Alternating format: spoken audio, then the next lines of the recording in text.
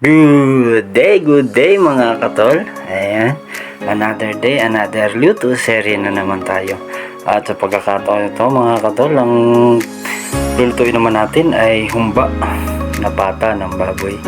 Ayan, at nagtunaw lang tayo ng sukal para mapula talaga yung kanyang pagka-humba mamaya.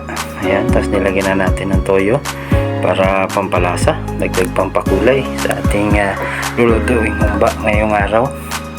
Ayan, at bali tutunawin lang uli natin yan kasi talagang mabubuo yan pag nilalagyan ng toyo tsaka ng tubig. Ayan, nilagyan na natin ng tubig, mineral water from Pasig River.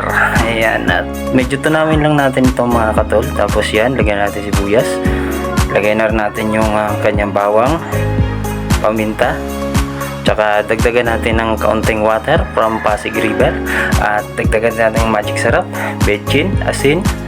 Ayan, para kompleto na yung kanyang lasa. Tapos maya maya lalagyan din natin ng suka yan. Tapos ito muna, pineapple juice, yung maliit lang inilagay natin para sakto lang talaga sa timplada ng kanyang lasa. Tapos ito yung ating pinatuyong bulaklak ng saging. At ito na mga katol, nilalagay na natin yung ating pinalambot na pata. Bali nalaga na natin yan at ilalagay na lang natin. Kaya pakukuluan lang natin yan dyan mga katol para kumapit lang yung lasa ng ating mga sangkap na inilagay.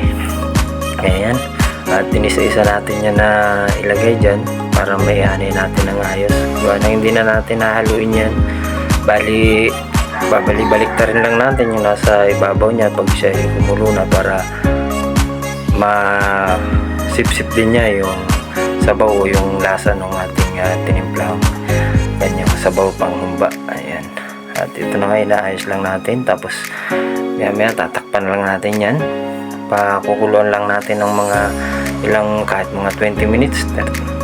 Gaanong malambot naman na yung ating pata. At ito na nga, babalik ta rin lang natin yan. Gaanong medyo maputi yung nasa ibabaw, yung hindi naabot ng ating sabaw. Kaya kailangan papulayin din natin yan. Ayan, at yung lahat na nasa ibabaw niya mga katulay, binabaliktad natin isa-isa. Ayan, para talagang kapit na kapit yung kanyang lasa. Ayan, bali siguro ito yung mga nasa 4 na kilo. At ito na nga mga katol. Ayan, diba, palalaputin na lang natin yung sabaw niyan para mahango na natin siya. At dyan ay tama na yung lasa niya. Nandito na yung ating finished product mga katol. Yung nakikita nyo parang medyo durug-durug, yan yung ating bulaklak ng saging. Ano pang hinihintay nyo mga katol? Oh, kain na! At hanggang dito na lang. At maraming salamat sa inyo lahat.